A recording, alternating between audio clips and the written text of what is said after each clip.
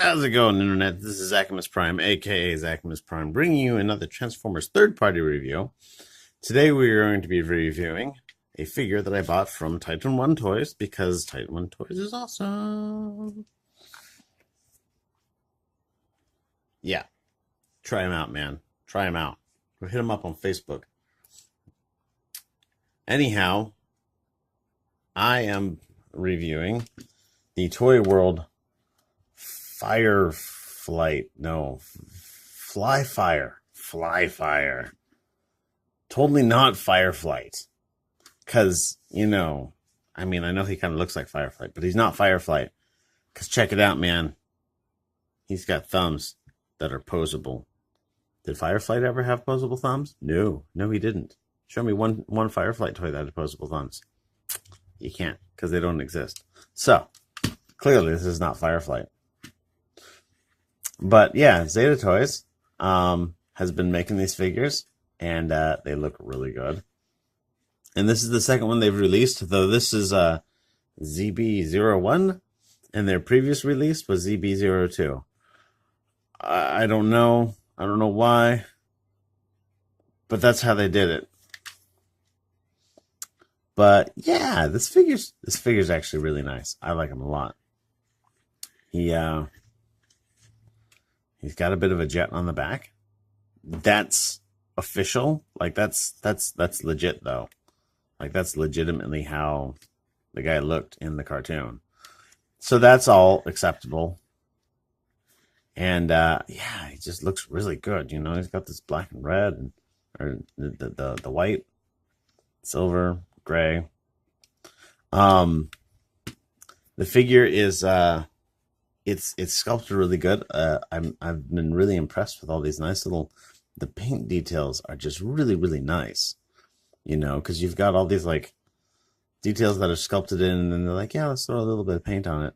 And so it's the subtle details that really make this figure distinctive. Like this little yellow inside beneath the smoky translucent plastic, which didn't need to be there, but it is there, and it makes it better since it is.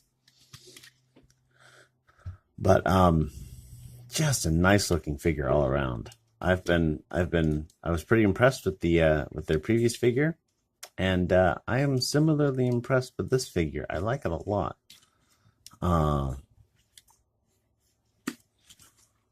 Let's compare it with the original figure, the previous figure. That's what I mean to say.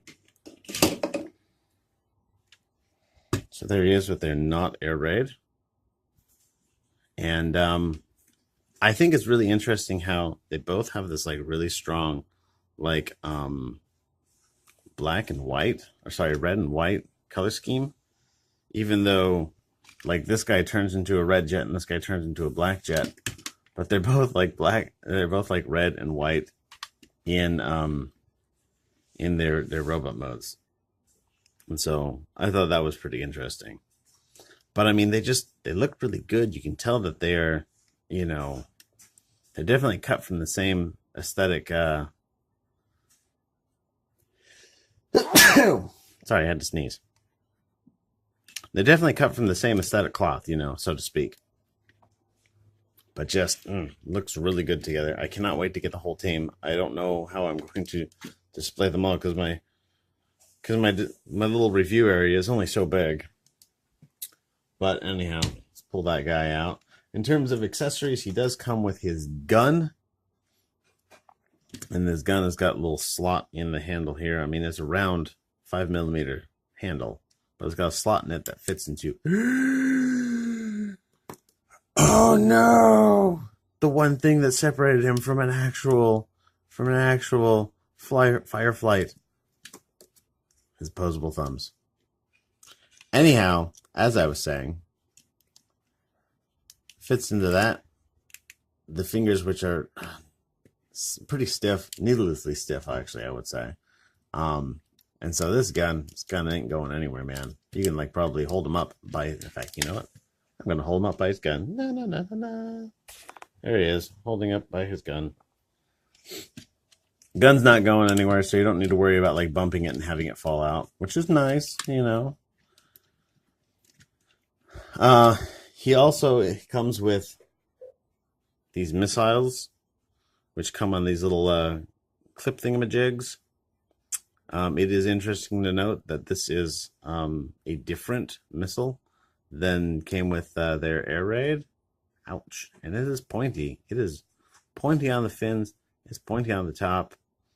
Try not to like kill yourself with this. Certainly don't eat it, because it says so on the box to not eat it.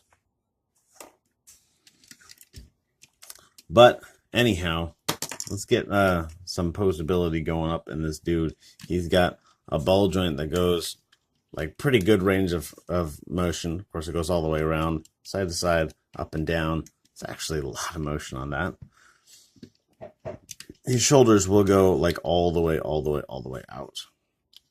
The joint structure here is actually really nice. You've got like a double joint in his shoulder, and it allows for a good range of articulation.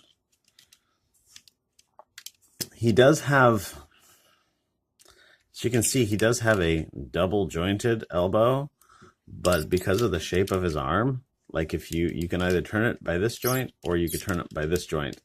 And as you can see, it is almost an identical amount of curl either way you slice it. So yeah, it's double jointed, but it doesn't do anything extra for you. So don't get your hopes up, man. He's got a wrist swivel, yay, and his thumb is on a ball joint, and he's got the fingers here. There's a pinned joint all the way through the knuckles here, and then each of these fingers has got a single joint on it. And this knuckle joint is it's pretty stiff. It's pretty stiff, and you feel like when you're like, especially when you're like opening it up from a fist, because you got to put it into a fist to transform it. And then when you're pulling it back out, you're like, and then the fingers come off, and you're like, But anyhow, he's got a waist joint, which is pretty decent. No ab crunch or anything like that, but you can move the skirt armor out a bit. His leg will go that far forward, that far back. A little more if you move it to the side a bit to get it out around the back of the plane that's around there. His leg will go, he will do a full Van Damme, like 100%. His knee will go 90 degrees. And he does have a little bit of bend on this toe.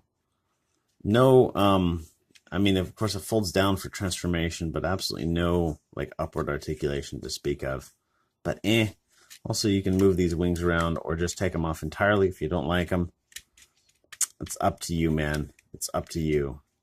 When you get this figure for yourself, it is your responsibility to do something with those wings. Whatever you want, man. Just figure it out and do it.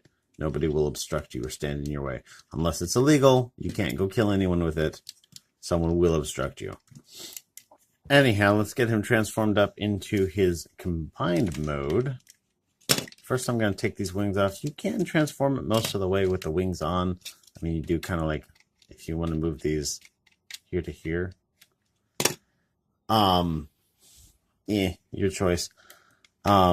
You can transform it basically all the way with the wings on, but I find it easier to not have these things like poking around everywhere while you're trying to work. So it's just me, just what I've found. But first thing we're going to do is we're going to open up these. We're going to flip up his toes.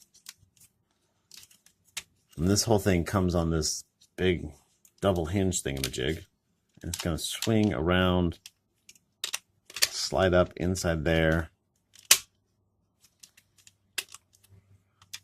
And close up.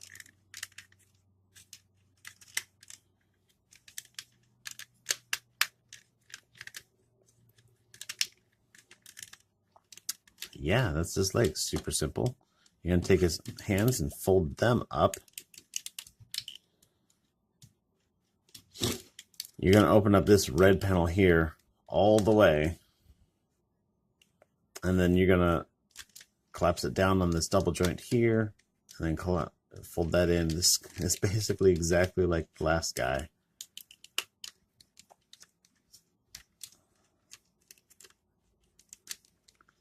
And that's the other one. Oh, come on. Come on. Close. Close, damn you. Ta-da! Now for the chest, which is the complicated part. We're going to pull open the head. We're going to open up this panel right here on the back. We're going to pull this open. And now, so you've got a tab here and a slot here, and you're going to combine those together.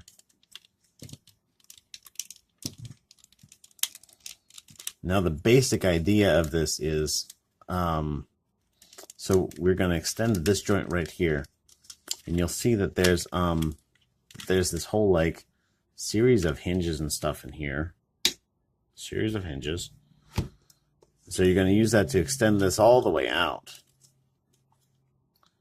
And now what you need to do is you need to use all of these joints on this section here to kind of like feed the head back through this hole.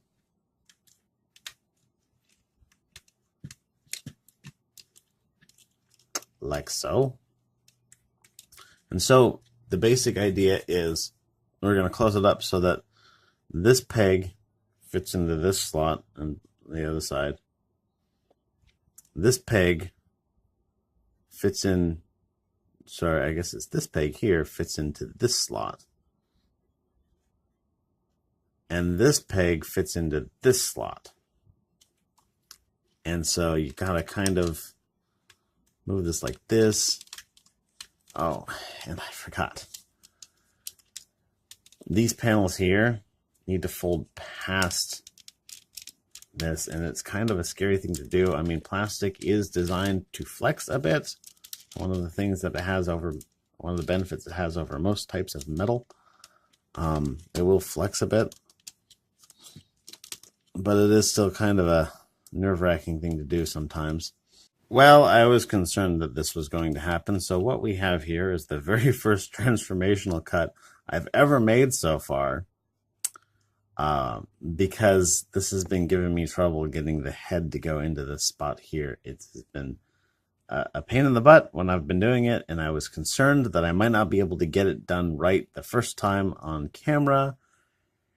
And sure enough, I wasn't. So what I've done and sat here and just done it just like 20 times and figured it out pretty thoroughly. And let me show you what I figured out. So what we're going to do is you've got the arms folded up like so. You've got this extended out like so. You've got the head put through the hole like so. Be sure to extend the combiner peg enough that you can grab it from the top. And then what you want to do, you've got a tab here, a slot here, and a tab here. Is you want to maneuver this in so that that all pegs together. I think my original problem is that I wasn't pegging these in together first. I was trying to do it all at the same time, which felt like it should work because I was like, yeah, you know, it won't peg together until it's all together, but it won't be together until it's pegged together, etc., etc. Anyhow, then what you want to do is you want to take this and you want to push just the head through. Make sure that this face of this panel is rotating on the cylindrical surface of this peg. You want to push that all the way in, and then you want to close this, and it's going to automatically push on this little double joint in here. And if you don't mess it up, even still, it still feels like there's a little bit of pressure on here that I don't like. But then you're going to push that in. And there's basically this series of 3 pegs that goes into these tabs here. And you're going to peg that all in, and it should hopefully being the key word here.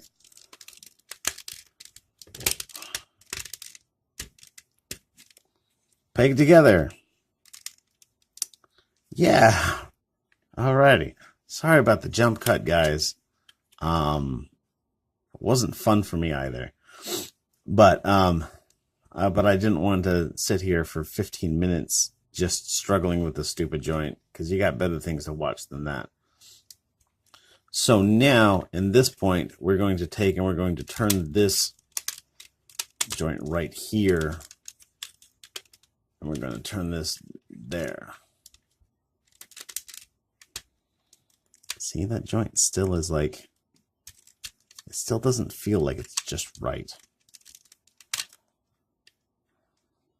And it makes me wonder if it is. Oh, what happens if I turn his head around? Science, experimentation. It still fits. Still doesn't feel like it's maybe the most solid fit, but maybe it fits a little bit better. I don't know. We'll go with that. So anyhow, I fold these up, and this makes for a pretty decent arm here. The first thing that I don't like, though, about the way this is configured is, first and foremost, for me,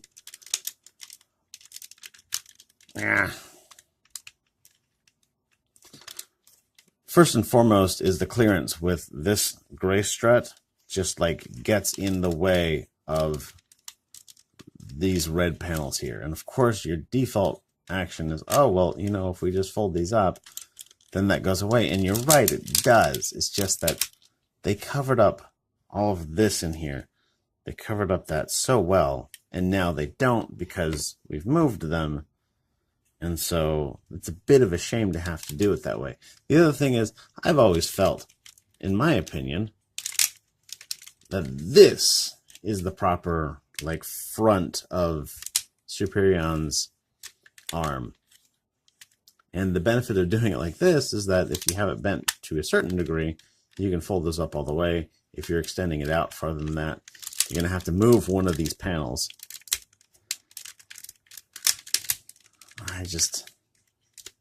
I feel like there would have been a way to deal with this. Actually, maybe this is the way it's supposed to go, because look, there's totally a cutout in that strut. See that angled cutout in the strut right here? There's totally a cutout right there for that to go. I don't know. I feel like there's still some clearance issues there, and they could have been resolved. But here's his arm mode. You've got your combiner peg right here. It is basically like you found on all of your Toy World Constructicons, and the Zeta Toys Combaticons so far have all had this. And then he's got basically an upper bicep swivel, lower forearm swivel. The hand is going to connect in right here somewhere. I mean, I'm certain that this feature is going to be used in that connection somehow, but I'm not sure if that's the only way it's going to connect in. I don't know. Time will tell. Also, the elbow joint is kind of fun. Just the way it all goes out, and you've got this like little mechanism armature thingamajig going on. I like it. It's cool. I dig it. Feels a lot smaller than one of the constructor arms. I don't know how that's going to affect proportionately, but whatevs. From here, to get to vehicle mode, we're going to put the elbow back in its original position. We're going to put the combiner peg back in its original position. We're going to open this back up, undo all of the work that we just did. Feed the head back through that hole. Unpeg these right here. Dent and dent. And then this whole thing is going to fold back up on the armature in there. The little linkages.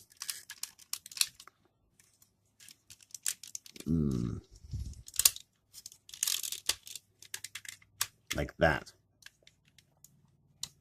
And then you're going to close all this back up.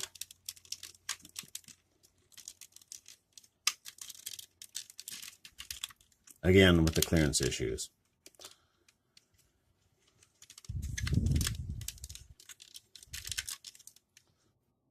These tabs or slots fit onto these tabs here. the head is going to go back to where it was in robot mode. You're just going to face it the other way. And we're going to go here and we're going to unpeg this and then unpeg this. Keep in mind the peg for the top half of this is a bit tricky because of the way it all pegs in.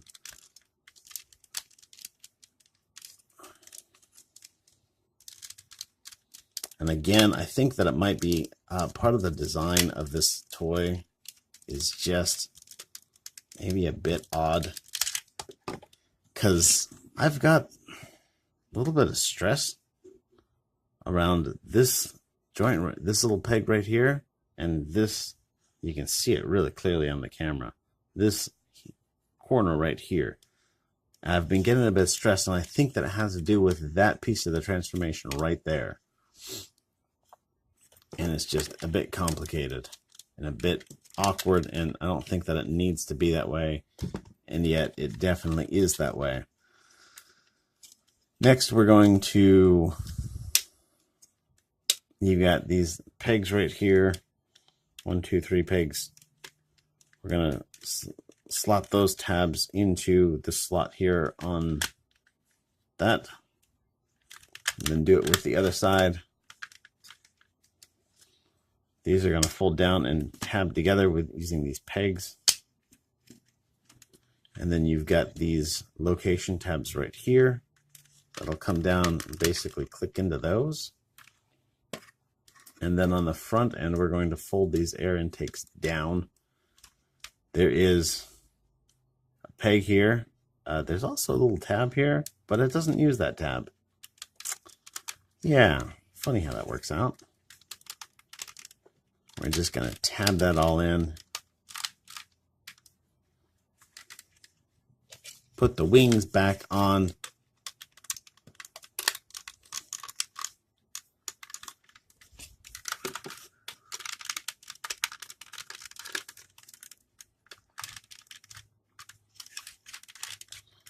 Fold the rear ailerons down.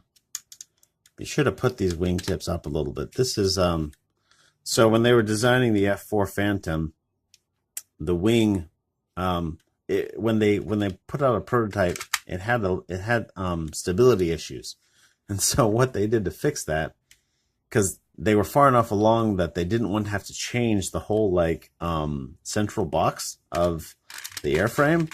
So what they did is they just changed the wingtips. They angled them up ever so slightly, and they added in this dog tooth here, where it juts out and then comes back down. And it worked. It helped it out. But yeah, one of the things that I like about this one is that anatomically it looks more like an F4 Phantom than the previous one looked like an F-15 Eagle, because the F-15 Eagle is a pretty svelte plane, and all of this chunk here and this big box underneath doesn't actually exist on the real plane.